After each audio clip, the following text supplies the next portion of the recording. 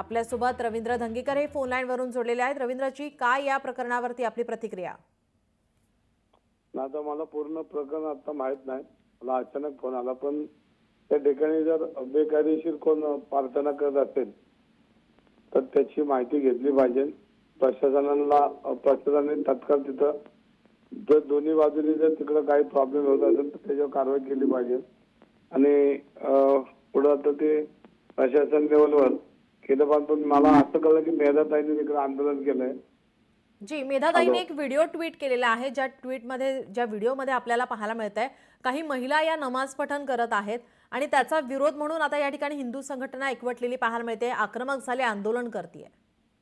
नाही, आता बघायला पाहिजे तपसून, मी अजून ते काय बघितलं नाही, पण जर आता चुकीचं कोण करत असेल तर त्यावर प्रशासनाने कारवाई केली पाहिजे। जी, धन्यवाद रवींद्रजी आपण दिलेल्या या प्रतिक्रियेसाठी।